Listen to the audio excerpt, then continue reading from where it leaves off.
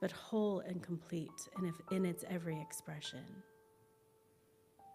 And I recognize that each one of us as the hologram is a complete, whole version, a complete, whole reflection of that one strength that is love, that one omnipotent perfection. And so this morning, I just say yes to that sacred invitation to simply realize the truth of my being and the truth of each being in this room, the truth of each being in the state of Washington, in the country of the United States, and every human being as a citizen on the planet Earth, and all of the living life that is on this earth. I recognize that it is everything together that is that wholeness, that is that love. And anything that is perceived as separation is simply a wound looking for attention to heal, a misconstrued belief that we are separate, because that is not what is true. We are one life in expression. So I speak my word that harmony is that which prevails in my heart and in each heart of every human being. I speak my word that each of us find motivation and courage to find ways to connect and to honor and practice and express the love that is looking to unfold through and as myself and each one of us in every moment of every day. So I'm just deeply grateful for my opportunity to commit to my practice of saying yes to being an expression of that love in a conscious way, in an intentional way, in an open and graceful way. With just deep gratitude, I say yes to my spiritual practice. I say yes to the love of my community. I'm so grateful for all of it. And I am grateful for the life that breathes me in every moment. So from that space of deep gratitude, I can just rest assured knowing that all is well. And so I release this word under the law, knowing it is made manifest in this moment. And so it is. Amen. And now it is my great honor and privilege to welcome back Becky and Matt. Thanks, guys. Thank you. Thank you.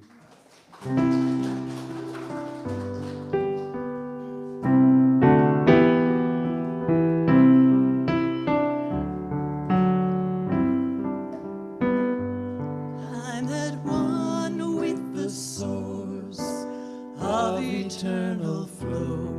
My life is rich and abundant too. I call forth this for life, for my soul, divine current flow through. The sun comes up, it's a new day dawning.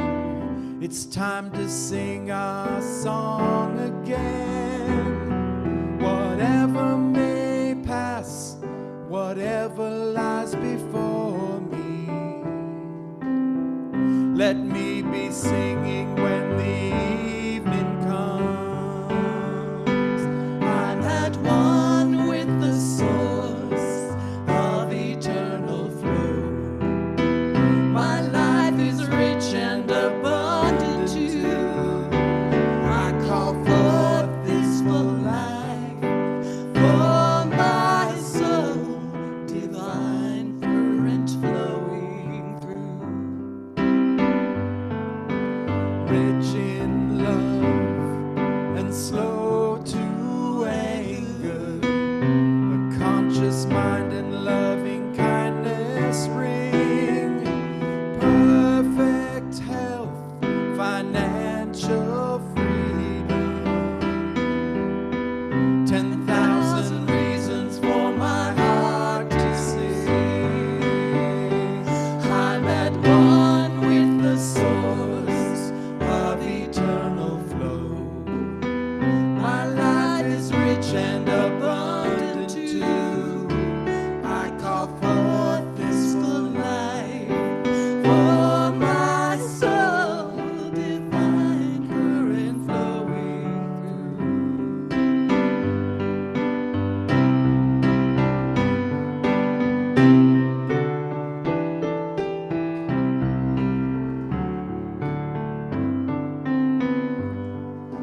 Multiply the power of love. It circulates between the seen and unseen. I have faith that with true intention, Spirit always will provide the means. I'm at one with the source of eternal flow. My life is rich and abundant too. I call forth this full life for my soul, divine current flowing through.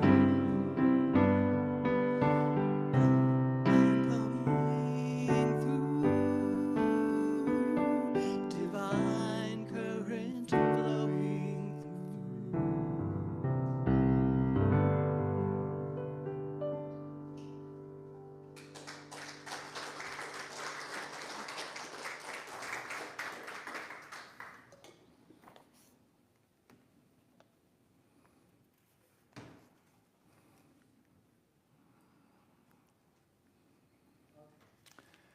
Hildegard of Bingen said, "The marvels of God are not brought forth from oneself. Rather, it is more like a chord, a sound that is played.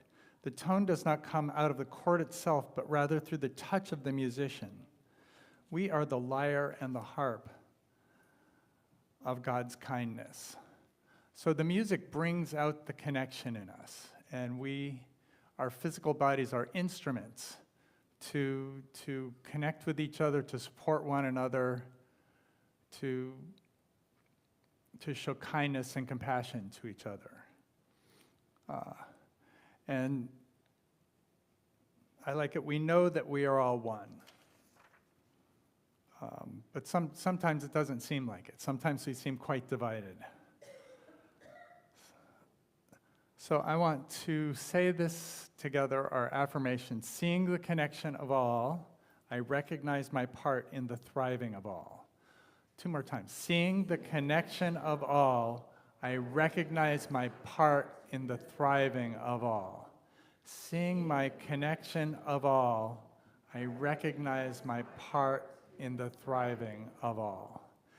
And right now we find ourselves in a liminal space, a space where we've just had an election. A lot of people we're not overjoyed by the result of the election. A lot of people, I have Facebook friends who are very overjoyed, who are dancing jigs. And I like to tune into them to see some people, sometimes they're happy, sometimes they're not happy with what happens. But we're in a time of transition. Either way, we have our current status quo. We've got 70 more days of the current administration, of the current government, and then we will have 1,400 days of the next administration. And during Elizabeth Kubler-Ross talked about the stages we go through as we move through transition. We start off with, typically people start off with denial, then anger, bargaining, depression, acceptance. Let's move to the Jeopardy slide. Here we go. So a lot of my friends had this. So I should explain this. This Jeopardy slide is, when you move this way towards the bathroom, that's lower pleasantness. And it's more pleasant as we move to our Sri Yantra here. And then low energy is down towards the ground, and high energy is up up in the air. So if we look at the Jeopardy slide for despairing, the question would be, what were many of our friends doing on Wednesday this week? And the answer is despairing, the lowest pleasantness and lowest energy. It's interesting to find that moving up to apathetic, which is almost at the midpoint, it's less. Apathy, you're sort of distancing yourself from the most unpleasant feelings, and you're moving yourself sort of up in energy. And of course, my ecstatic friends are right now still up in high energy, high pleasantness. So what I'd like to do is to bring us all through a release. So we're going to be in the liminal space, moving, from through all the spaces. I think I skipped over anger and bargaining and went into depression, but I don't want to be stuck there either. Acceptance is sort of a nice goal. So let's right now take a breath into our hearts, and let's allow ourselves to feel the feeling of gratitude in our hearts, and gratitude for something you love in the world, this community, a beloved pet, a loved one, a family member, even the opportunity to get together in our community here. And we can feel the gratitude fill our hearts, and notice how it overflows from our hearts and fills our whole body. And now let's just lay back and allow ourselves to rest and lean on that gratitude, that love, that ease.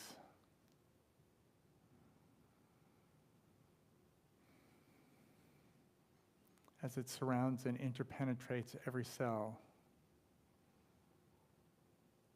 And we realize that love is us.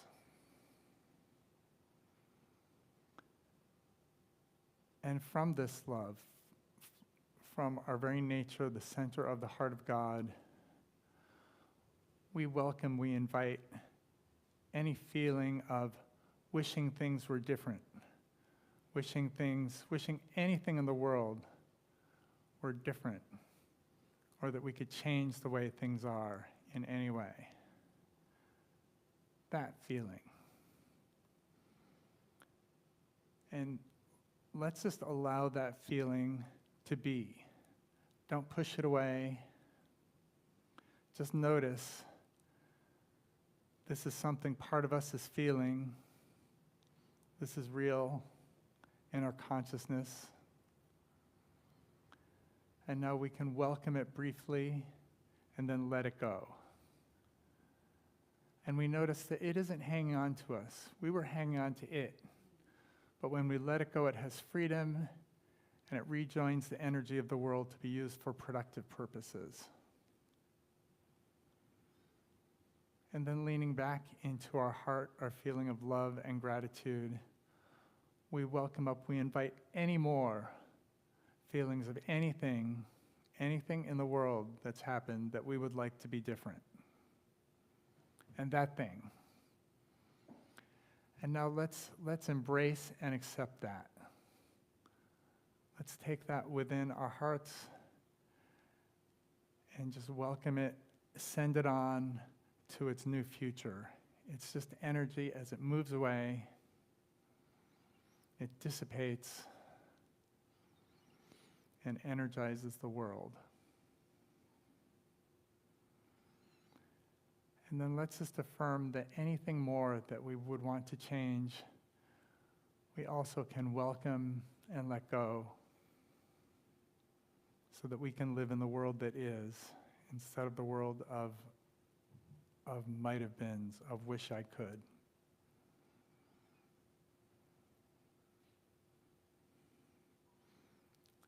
Now let's welcome a different kind of feeling, a feeling of needing to be approved of, needing, missing, lacking some kind of love and support. sort of a whiny, clingy feeling. There, that one. And let's just let it know that it is love. We love it, we embrace it, and we set it free. We set all that clingy energy free to power the world, free to seek its destiny. And then back from our hearts, we notice we allow ourselves to feel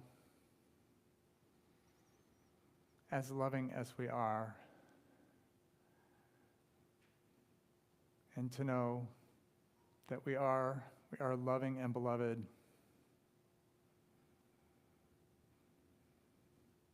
We are resilient and compassionate. And as we move through this liminal space of moving from one government to another, move from one situation to another, as we evolve, we see that our evolution happening in a very most positive way possible. We have the support of Spirit. We are the will of God. We are abundant, prosperous, healthy, whole, and one with each other. And we affirm this in the name and through the power of the living Spirit of truth. So it is. So thank you. So I'm actually going to follow that up with a veteran. Monday is Veterans Day. And I've been becoming aware of my great-great-grandfather, who was a veteran of the Crimean War, one of the prequels to the Ukraine situation. In 1853, the Ottoman Empire got France, Sardinia, and England to send wars to Crimea to fight against the Russian army. And my great-great-grandfather was one of those people. He went with the army. He ended up becoming a sergeant. So the army did well. He did well with the army did well with him. What he learned working in the army was he learned teamwork, he learned dedication, and he had an active affection for the people under his command. And in the Crimean War, 1/5 of the English army, 1/5 of the people England sent to fight did not return home, that they died there. But only 10% of them died from combat injuries. 90% of them died from infections or diseases. So this was a war. It wasn't a war anybody wanted. It wasn't a war that did any good for anything sort of intrinsically by itself. But what it did do was it allowed people the opportunity to take this event that nobody wanted and turn it into good. Florence Nightingale was a statistician who lived in England at that time. And she saw the statistics of what was going on in the war, and she said, I can make a difference. She talked to Queen Victoria. Typically, the monarch of England, whenever they would fight, would go out to fight with them. And Queen Victoria was not interested in going out and fighting in the Crimea. She assigned herself another role of supporting the troops. And Florence Nightingale was part of that. She went and she took over the field hospitals for the British Army. And those field hospitals, when she took them over, were awful.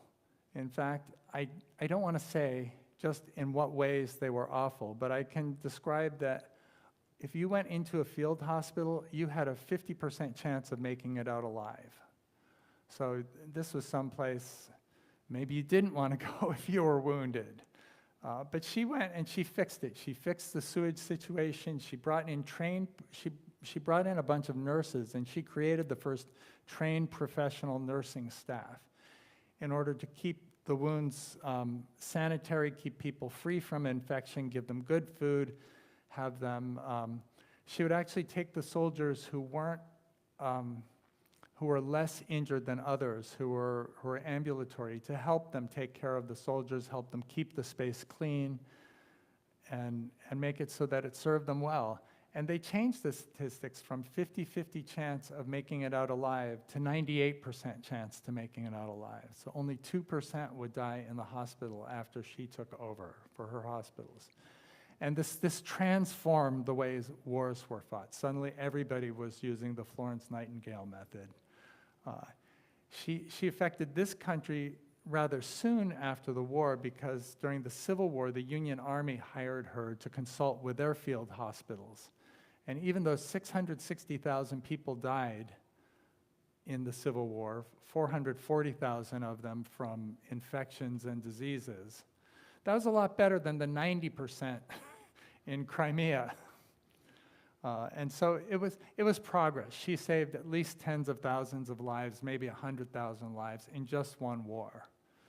So Florence Nightingale, and with Queen Victoria's help, managed to make a silk purse out of a sow's ear. And my grandfather did that too. He was, after spending 4 years in that war, he was done. He said, "I'm going to move to Canada." And I know, where have you heard that before? And so he took his wife and they moved to Parry Sound, which is a tiny little town on the northeast edge of Lake Huron. And he started a farm, and his granddaughter was my mother's mother, so it was my grandmother. And grandmother Frances McKinley came into the family.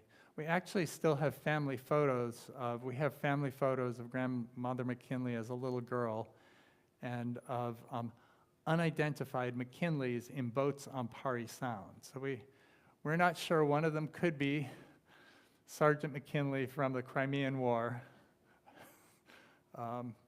or maybe not. They're a bunch of old people in boats. But thanks to them, thanks to that action, he said, "Look, I don't want to be in this continent where they're always fighting wars. Where can I go where there are going to be the fewest possible wars? Canada." And he didn't know that, his descendants would fight in World War I and II, but they all made it back alive, so that's a good thing. So this is it. Whatever happens in the world, we have the power to make the best of it. Who knows if not for the Crimean War, maybe no statistician, maybe it would have taken 50 years for a statistician to notice that most of the deaths in wars were coming not from combat, but from the horrible conditions in field hospitals. It was her results in that awful war that changed the way that we take care of people in hospitals.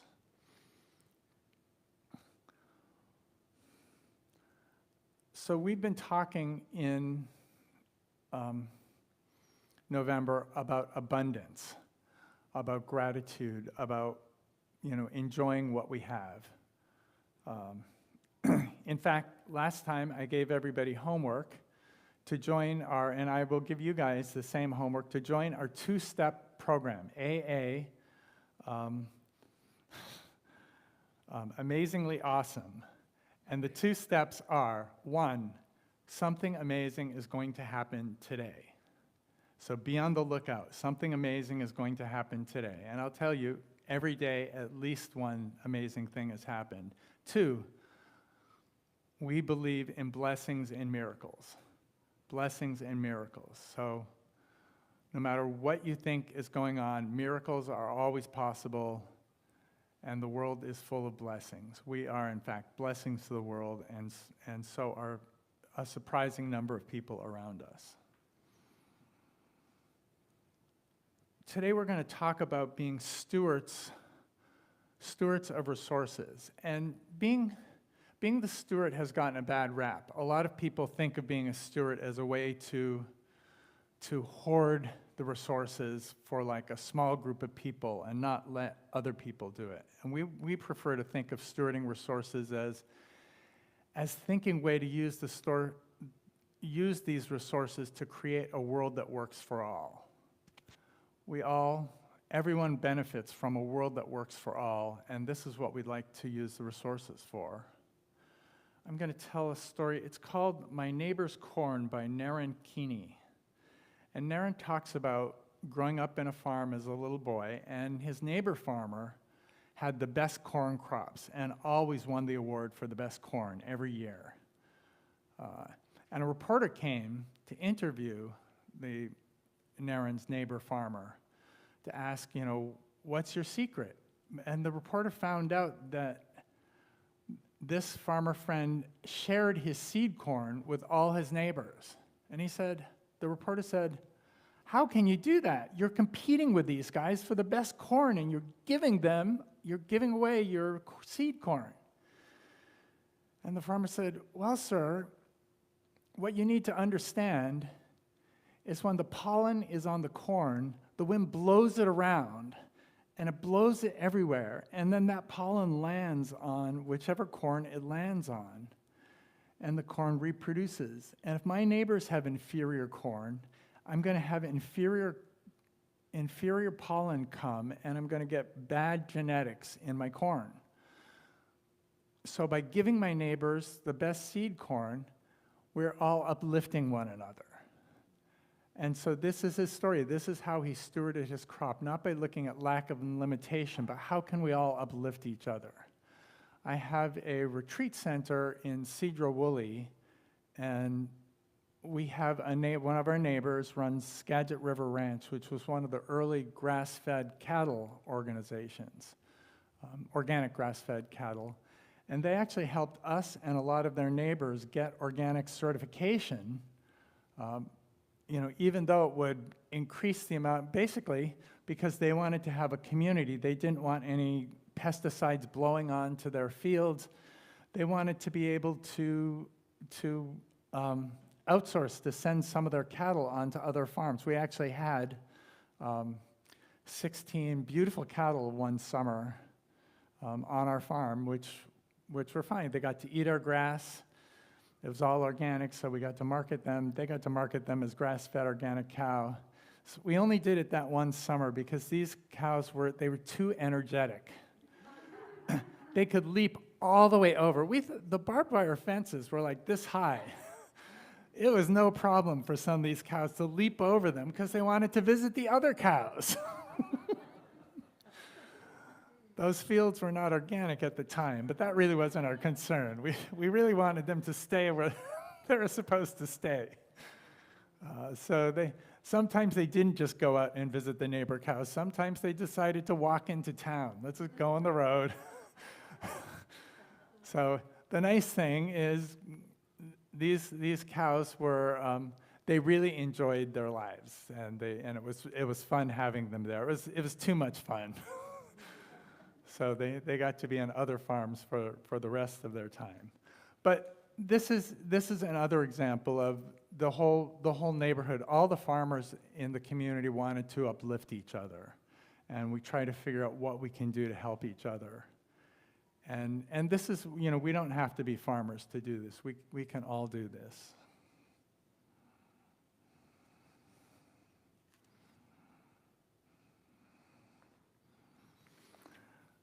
Let's go, not to the Jeopardy slide, but the funnel slide. Yeah.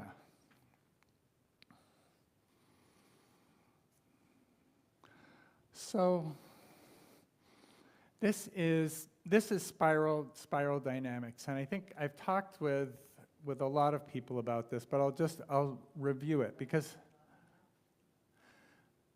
this is used to explain. It's both used for our personal growth and for sort of societal growth. So at the very bottom that you can't really read is sort of survival. It's barely surviving. When babies are born, they're in the survival range. I'm talking about this because we're going to jump up. All these bottom ranges are fear-based. They're based on lack and limitation, and this is where most of society is. And the top two are based in love. And it may not seem like that, but that's why I am trying to build our familiarity with it. This is going to be my workshop on the 24th of November, is to talk about how we can move out of fear-based, how spiral dynamics provides a way for us to move from fear-based into love-based existence. So you move from, so babies when they're born, they're just wanting to survive. They want mommy, they want warmth, they need to be comfortable. Then they moved into the magical animistic stage, and this is sort of fun, where they don't realize that they don't have the concept of object permanence. I remember it vividly. One of my daughters loved to suck on her pacifier, and when she was done with it, she would go out to the deck and throw it in the yard as far as she could. And then when she wanted it again, she'd say, wah, wah, where's my pacifier?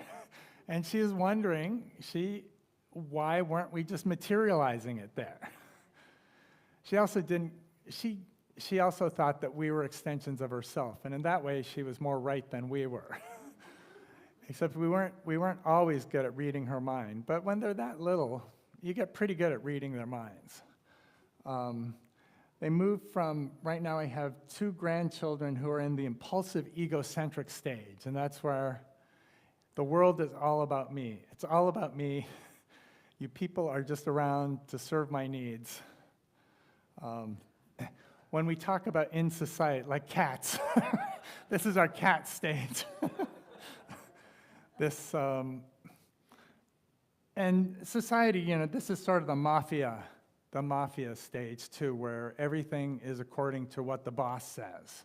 And you do what the boss says, and it's just about satisfying that ego.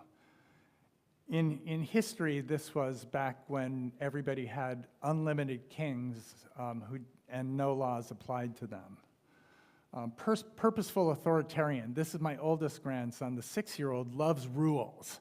He's learning all the rules and how the world works really well with rules. He's in first grade. The first grade is a great time for rules.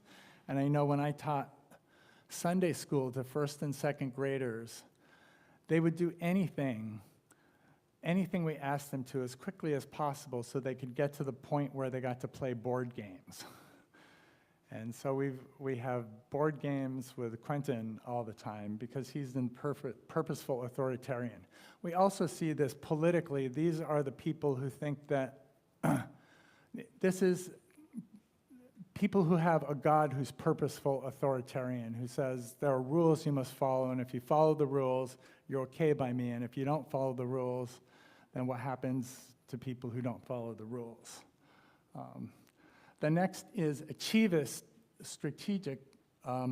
This is sort of the teenage rebellion where you're like, the rules don't apply to me anymore. I can do better. And you can be more efficient, you can be defiant, you can make the world work a little better than it does if you just follow the rules, because the rules aren't always the perfect thing for every situation.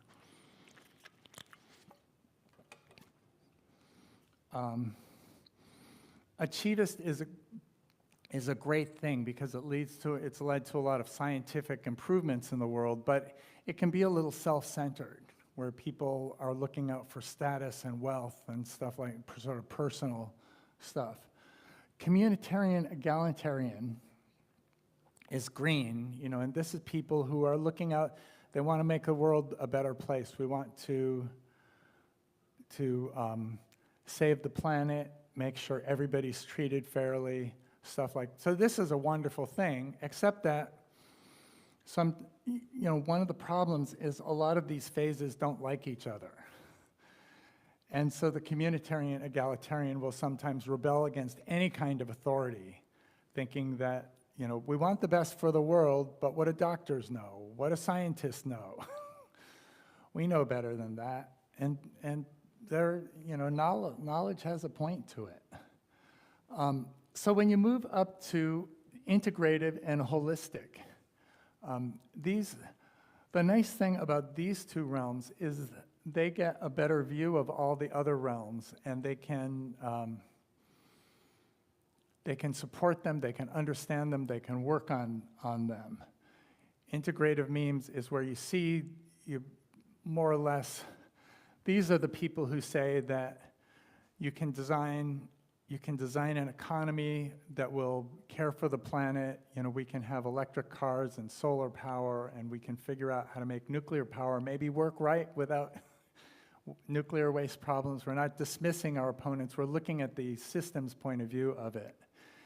And holistic above that is working together. This is organizations without leaders that manage to work together. Sort of like this church. This church operates a lot as a teal organization. There's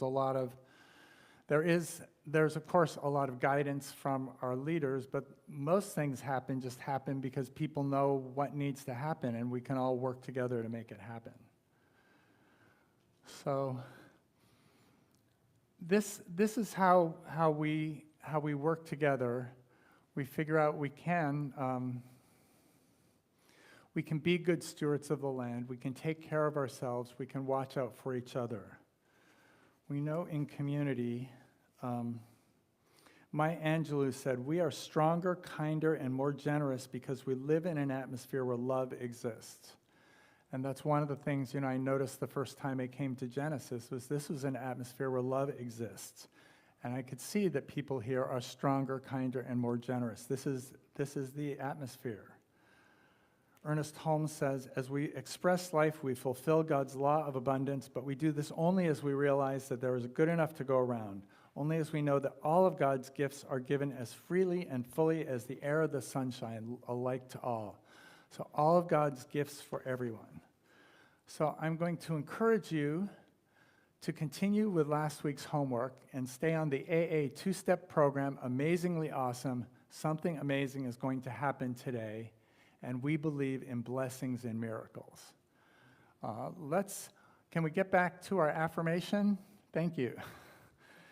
Let's say it 3 times together. Seeing the connection of all, I recognize my part in the thriving of all. Seeing the connection of all, I recognize my part in the thriving of all. Seeing the connection of all, I recognize my part in the thriving of all. And I know you can see, that you guys are a blessing. You're a blessing in my life. We are all a blessing in each other's lives. And so I welcome you to continue on the AA two-step program. But right now, our next step is to fill out our demonstration card. The first step is to write down some prayer demonstration that you know about, or especially that you've experienced personally.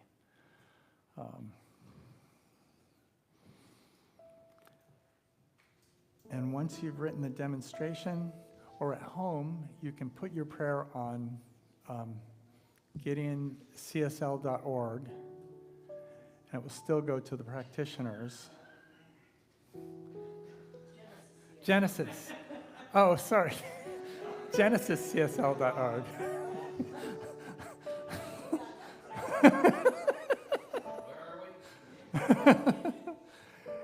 And then when you're done writing your demonstration, write a prayer.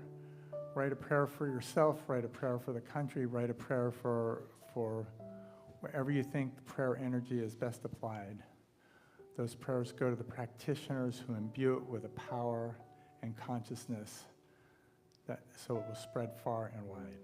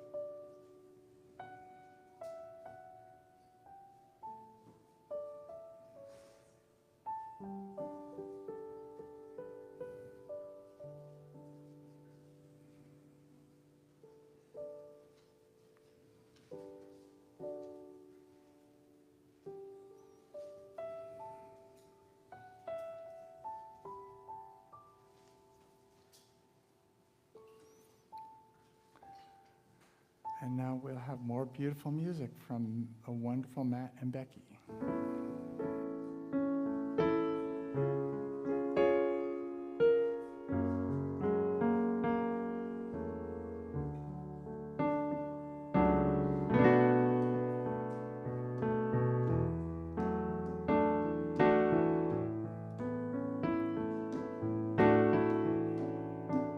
I celebrate my abundance today.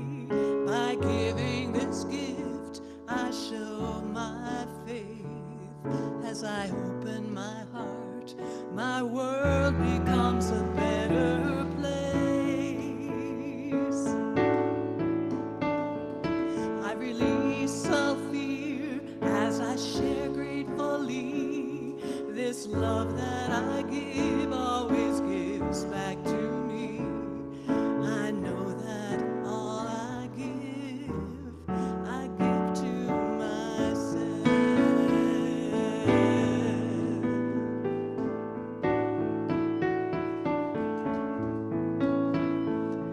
I celebrate my abundance today. By giving this gift, I show my faith. As I open my heart, my world becomes a better place. I release all fear as I share gratefully. This love that I give always gives back to me. Knowing my oneness with everything else, I know that all that I give to myself.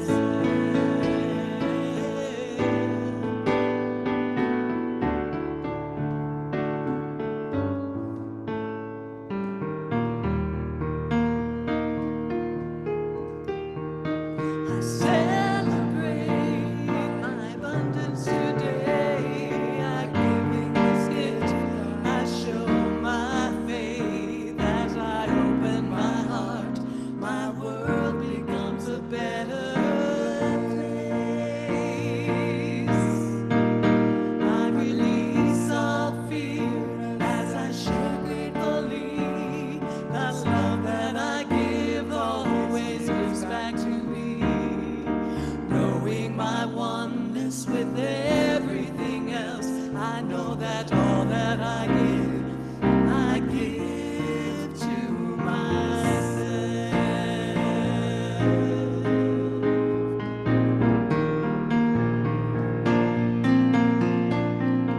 Knowing my oneness with everything else, I know that I give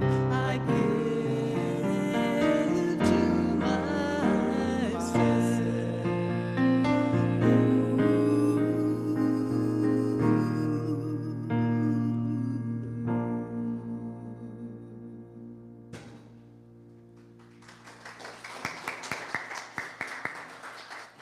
Thank you, Becky, Matt. That was beautiful. Genesis is a place dedicated to love, inspiring harmony, and creating connections to empower spiritual growth. We love that you are here to share in that with us. This is an invitation to participate in circulation, to connect with abundance and generosity. Your participation in that circulation makes all of this possible, and we really appreciate your support. So let us take a moment and craft our financial gift. If you are on Facebook, please visit our website at genesiscsl.org, or you can text your tithe to 206-800-7595. And there are envelopes at your seats that you can use, and we'll be collecting that offering in just a moment. So take a minute to write those out.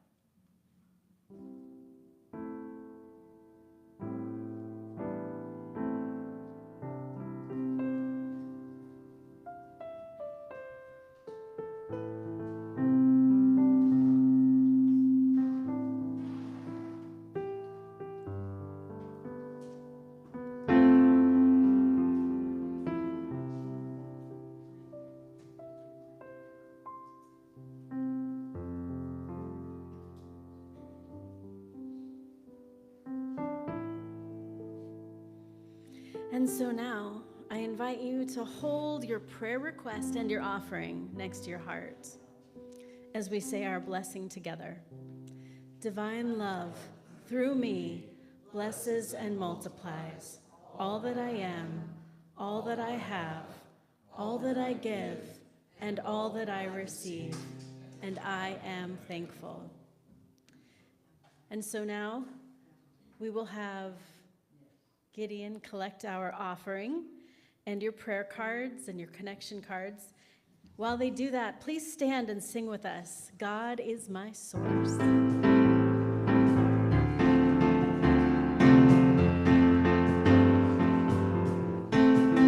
God is my source.